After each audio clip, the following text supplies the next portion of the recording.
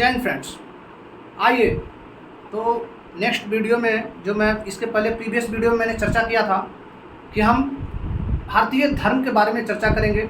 धर्म और कल्चर का किस प्रकार डेवलपमेंट हुआ और जो है धार्मिक प्रवृत्ति की उन्नति कहाँ से हुई, कैसे हमारे भारत में धर्मों के कुचक्र में भारत को जकड़ लिया गया। तो आइए जानते हैं। सबसे पहले कि जैसा कि मैंने चर्चा किया था कि सिंधु घाटी सभ्यता से जब धर्म की शुरुआत होती है, उस समय हमारा सनातन धर्म के रूप में हम जानते हैं कि सनातन धर्म लोग फॉलो करते थे, जिसमें उसको हम हिंदू धर्म भी बोल सकते हैं, क्योंकि उसमें शिव रूपी एक फोटो का मोहनजोदड़ो से प्राप्त होना इस बात की सूचना देती है कि शिव की पूजा उस समय हुआ करती थी। दाढ़ी वाले एक आदमी का उसमें बरामद हुआ था, जो कि उसके चारों ओर 5 प्रकार के जानवर बैठे हुए थे और वो त्रिशूल रखे हुए थे, जो कि हमारे शिव को निरूपित करते हैं। मातृ देवी की प्रधानता थी। ऐसे ही आगे वैदिक सभ्यता में वैदिक धर्म का उदय हुआ। ऋग्वेद, यजुर्वेद, अथर्ववेद, सामवेद, सारे वेदों का संकलन हमारे वैदिक सभ्यता के दौरान किया गया और वैदिक सभ्यता में प्रकृति पूजा चरमो उत्कर्ष पे था। प्रकृति की पूजा, उपासना, ये सारी चीज़ें की जाती थी उस समय तक, और दूसरी कोई धर्म की प्रधानता भारत में नहीं थी। इवन जब उसके आगे मौर्य साम्राज्य बढ़ा,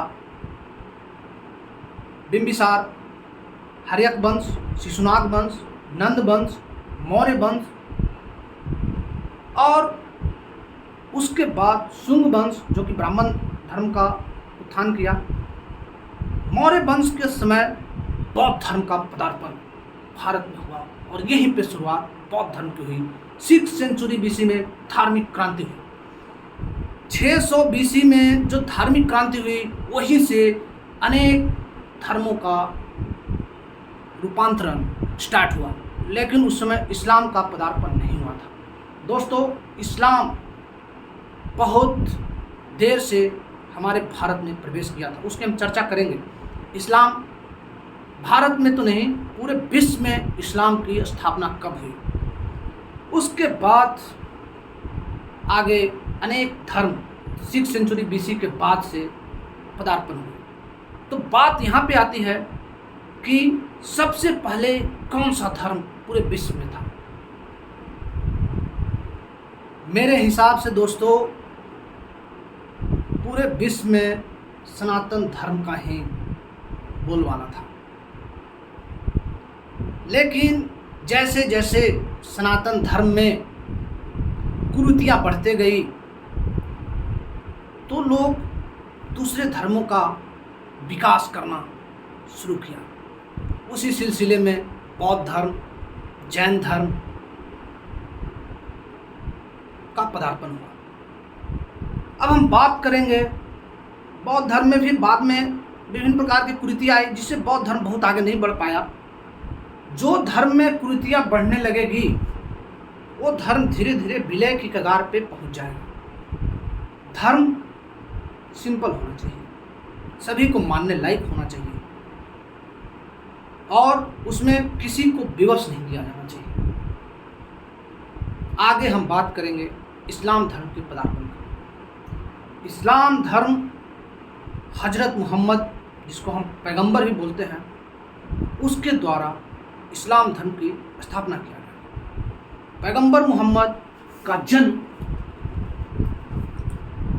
570 ईस्वी में मक्का नामक जगह में हुआ था। 610 ईस्वी में, ईस्वी की बात बोल रहा हूँ, वो सारी चीज़ें BC में थी, अभी हम ईस्वी में आ गए।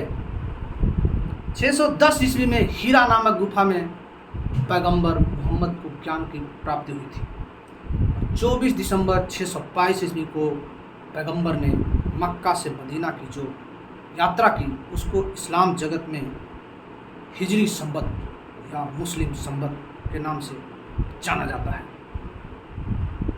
और यहीं से इस्लाम की स्थापना होती है। तो सोचिए, 570 ईस्वी में जिसका जन्म हुआ,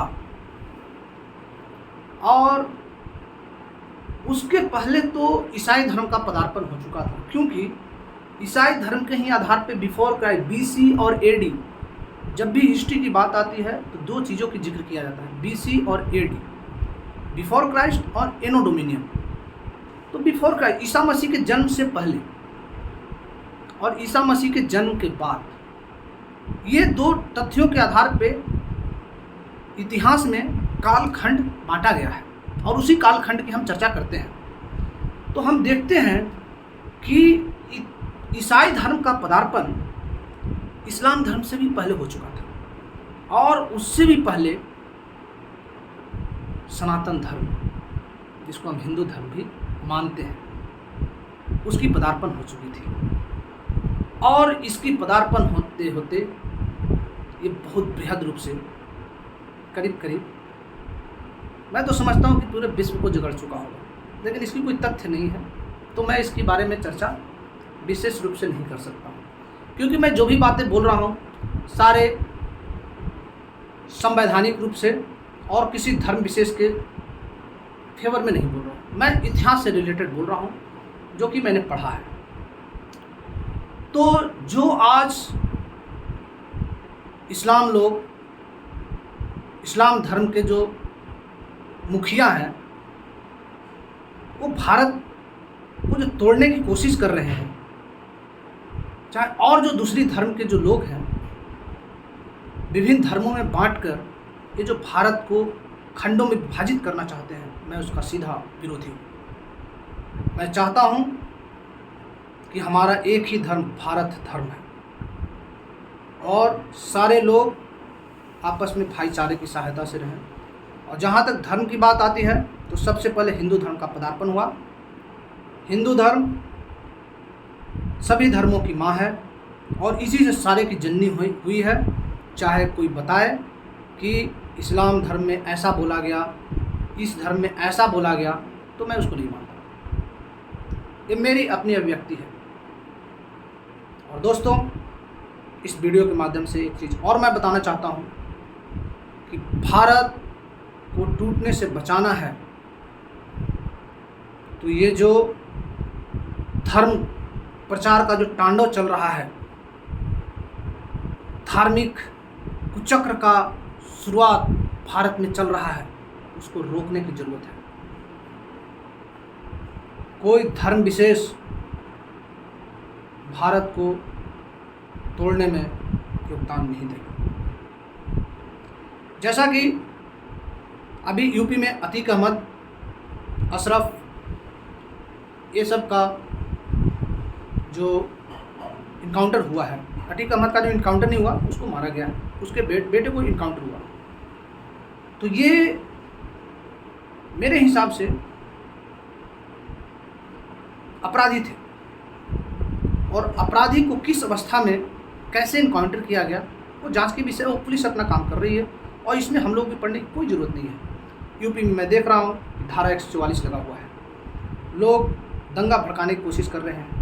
मैं चाहता हूँ, इस वीडियो के माध्यम से संदेश देना चाहता हूँ यूपी के सभी देशवासियों को, यूपी के सभी लोगों को, धार्मिक भावना में आकर कोई ऐसा कदम न उठाएं जो देश और राज्य के प्रति खतरा पैदा करे, क्योंकि आपका धर्म भारतवर्ष है, कोई मुसलमान और हिंदू धर्म नहीं है। वहाँ पे जो सरकार है वो आतंकवादियों को, अपराधियों को, और जो भी दोषी है उसको सजा देगी, और निर्दोष वहाँ बेखौफ होकर अपना ज़िंदगी जिए।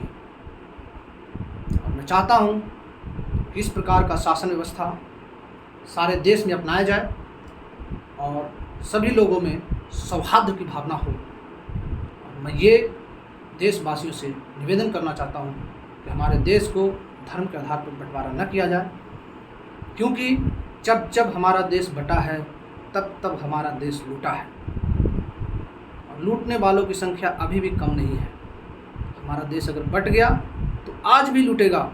इसलिए हमें सारे देशवासियों से मैं निवेदन करना चाहता हूँ कि हमारे देश को यूनिफाइड रखो, एकीकृत रखो, कोई नेता, कोई